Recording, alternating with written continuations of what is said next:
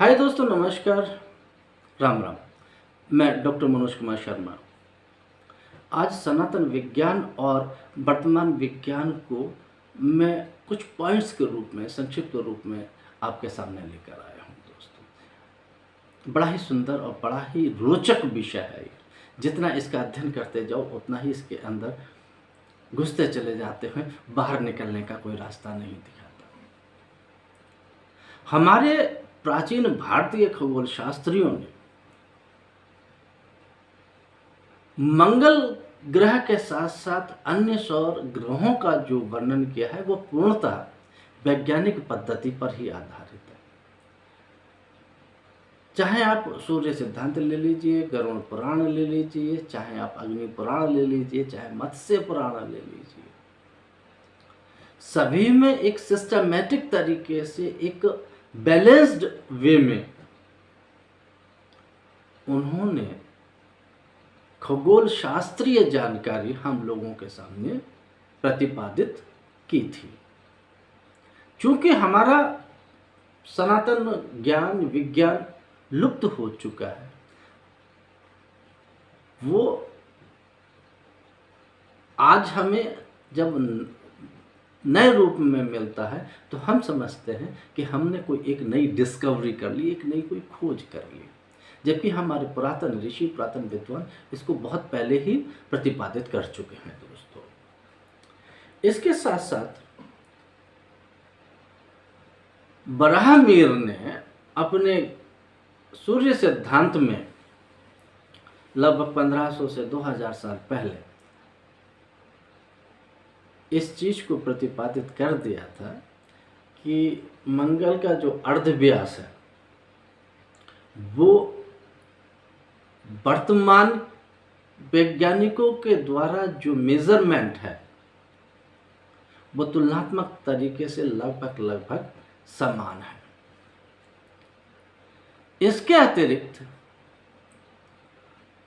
भारत का जो मार्स अभियान है, मार्स मिशन है, जो मंगल ग्रह पर कार्य कर रहा है, और नासा के द्वारा जो मंगल ग्रह पर कार्य किए गए हैं, उसमें यह चीज निकल कर आती है कि मंगल ग्रह पर पानी और ठोस रूप में लोहा है।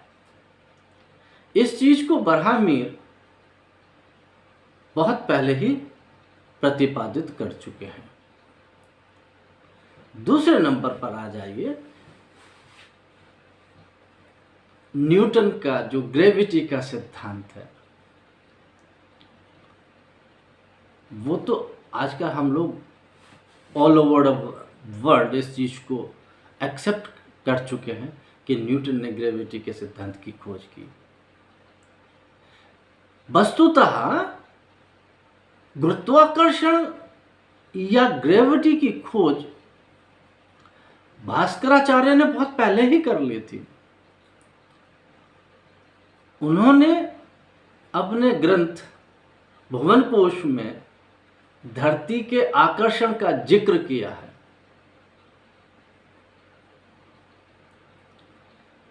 ये तो खगोल शास्त्रीय मैंने जो सिद्धांत है उनका वैज्ञानिक तरीके से जो वर्णन है उसको एक बहुत संक्षिप्त रूप में केवल कुछ ही पॉइंटों में बताया। बहुत लंबा, बहुत ही विस्तृत है।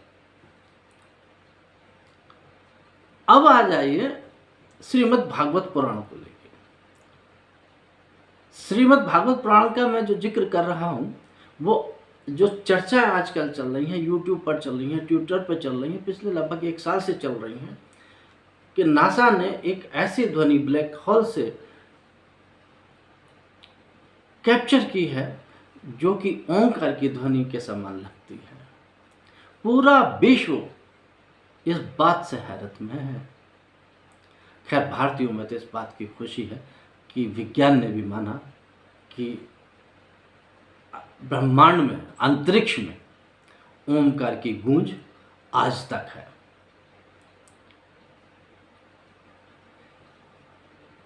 ये अभिमान की भी बात है, स्वाभिमान की भी बात है कि ओंकार की ध्वनि अंतरिक्ष से लगातार आ रही है। यह हमारे सनातन खगोल शास्त्री या हमारे सनातन ऋषि, सनातन विद्वान इस चीज़ को बहुत पहले ही प्रतिपादित कर चुके थे। लेकिन क्या धरती के अलावा या फिर ब्लैक होल के पार और भी ग्रह हैं? इस पे तो अभी तक हमारे वैज्ञानिक पहुंचे ही नहीं हैं। इसलिए मैं श्रीमद् भागवत पुराण का जिक्र आपके सामने कर रहा हूं, क्योंकि श्रीमद् भागवत पुराण में जिन लोकों का वर्णन किया गया है उसमें ये स्पष्ट रूप से वर्णन है कि इस ब्लैक होल के बाद भी कुछ है। तो जो वर्णन है वो मैं आपको बताता हूं दोस्तों। 3 मुख्य रूप से लोकों का वर्णन किया है श्रीमद् भागवत गीता में। पहला है मृत्यु लोक। मृत्यु लोक में कौन कौन से लोक उन्होंने बनाए हैं? उन्होंने बताया है भूमि, आकाश और स्वर्गलोक। इन तीनों लोकों का उन्होंने नाम दिया है महरलोक, मृत्युलोक, मृत्युलोक। इस मृत्युलोक में 3 लोकों की कल्पना, भूमि, आकाश और स्वर्ग, जहां पर उत्पत्ति भी है, पालन भी है और प्रलय भी है।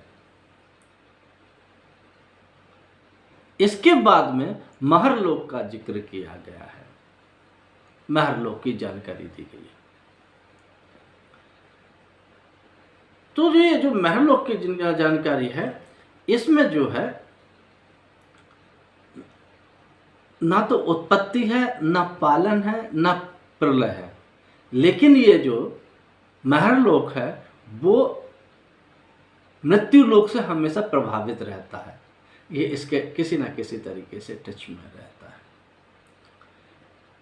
इसके बाद में उन्होंने कहा है जप, तप और सत्य लोक की चर्चा की है। इसको नाम दिया है आकृतिक लोक। तो कितने हो गए? 3 लोक मृत्यु लोक में, 3 लोक महरलोक में, 3 लोक आकृतिक लोक में। इस तरीके से पृथ्वी के साथ साथ अन्य 8 लोकों की चर्चा श्रीमद् भागवत पुराण में की गई है। इसके साथ साथ उन्होंने प्रलय के अर्थ को भी समझाया है, जिसमें ये जो थ्योरी ब्लैक होल की चल रही है वो क्लियर होती है। यह कहा गया है कि ये जो पूरा ब्रह्मांड है, हमारी पूरी सृष्टि है, वो अंडकार है। हमारे वैज्ञानिक अब बताते हैं कि ये धरती अंडकार है, जबकि हमारे पुराणों में पहले से ही अंडकार होने की पुष्टि हमें मिलती है। अब ये कहा गया है कि ये जो हमारा ब्रह्मांड है, हमारी सृष्टि है, ये जल से या बाष्प से, बर्फ से और बादलों से घिरी हुई है। इससे ये जितना ये इन सब चीज़ों से घिरी है, इससे कहीं 10 गुना ज़्यादा ये अग्नि से घिरी हुई है। सारी चीज़ें हैं, जिन तत्वों को मिलाकर ये सृष्टि बनी है, इन सारे तत्व भी बताए हैं कि 10 गुना ज़्यादा ये अग्नि तत्व से घिरी हुई है और अग्नि तत्व से 10 गुना ज़्यादा वायु तत्व से घिरी हुई है। मात्रा भी बताई है कितना कितना ज़्यादा घिरी हुई है, और वायु से भी 10 गुना ज़्यादा ये आकाश से घिरा हुआ है। आकाश, अंतरिक्ष, हमारी जो सृष्टि है वो वायु से भी ज़्यादा, क्योंकि एक लिमिट, वायु एक लिमिट तक है, ये हम सब जानते हैं। लेकिन वायु के बाद फिर ये आकाश शुरू हो जाता है, अंतरिक्ष शुरू हो जाता है, 10 गुना अधिक, उससे ज़्यादा घिरी हुई है दोस्तों। इसके बाद में ये कहा जाता है कि असीमित, अपरिमेय और अनंत अंधकार से घिरी हुई है। इस असीमित, अपरिमेय और अनंत अंधकार, वही आ गया ब्लैक थ्योरी।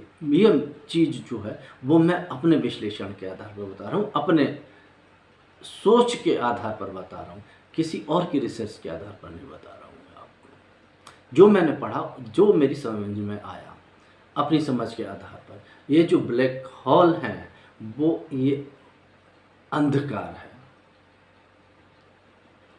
और इस अंधकार को भी पार करके जो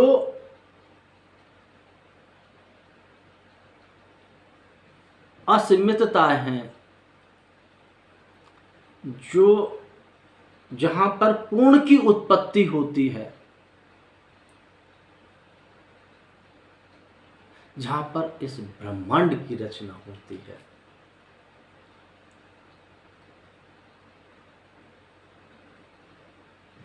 वो स्थिति वर्णित की गई है दोस्तों। और इस चीज को 15वीं शताब्दी के कविवर गोस्वामी तुलसीदास जी ने रामायण ग्रंथ में विभीषण के द्वारा जब श्री रामचंद्र जी के चरित्र का वर्णन कराया था, उसमें स्पष्ट लिख दी थी। विभीषण रावण को समझाते हुए कहता है, तात राम नहीं नर भूपाला, भुवनेश्वर कालहु कर कर काला, ब्रह्म अनामय अज भगवंता, व्यापक अजित अनादि अनंता। ये राम वो राम नहीं है, मतलब भगवान श्री हरि विष्णु के अवतार भगवान श्री रामचंद्र के बारे में बात नहीं है, ये उस राम के बारे में वर्णन है जो, या फिर जिसके ध्यान में श्री रामचंद्र रहते हैं। ये भगवान श्री रामचंद्र इसी राम का अंश है। इसीलिए विभीषण ने राम की व्याख्या रावण के सामने कही, और इन शब्दों से संपूर्ण खगोल शास्त्र का वर्णन बड़े ही सूक्ष्म रूप में तुलसीदास जी ने हमारे सामने रख दिया। इसके अलावा एक और हमारे संत प्रवर हुए हैं कबीरदास जी। वो अपने पुत्र को भगवान श्री राम की महिमा का वर्णन करते हुए बताते हैं कि प्रकृति विलास सृष्टि लय होया, मतलब जिसकी प्रकृति विलास मात्र से प्रलय हो जाए। भगवान राम की जो उन्होंने महिमा बताई, तो ये भगवान, क्योंकि कबीरदास जी निर्गुण शाखा के कवि थे, भगवान श्री रामचंद्र सगुण शाखा में आते हैं। इस चीज को भी ध्यान देना अत्यंत महत्वपूर्ण है। एक निर्गुण शाखा के कवि इस चीज को कहते हैं कि राम की महिमा का वर्णन करना इतना आसान नहीं है। राम की महिमा तो ऐसी है कि प्रकृति विलास सृष्टि लय हुई, मतलब राम तो वह है जिसकी प्रकृति के हिलने मात्र से प्रलय हो जाए। अर्थात जो बात तुलसीदास जी ने सगुण शाखा के होते हुए भगवान श्री रामचंद्र के रूप में हमें बताई, वही एक लाइन में कबीरदास जी ने इस चीज को हमें बताया। दोस्तों, जब फिलॉसफी का या दर्शन का विषय चल जाता तो बहुत लंबा खींच जाता है, बहुत कुछ है कहने को, लेकिन मैं आज अपनी बात को यहीं समाप्त करता हूं और आप सब लोगों से बस एक निवेदन करता हूं छोटा सा, कि सनातन परंपरा को आगे बढ़ाने के लिए मेरे विचारों का समर्थन कीजिए, मेरे वीडियोस को लाइक कीजिए, कमेंट्स कीजिए।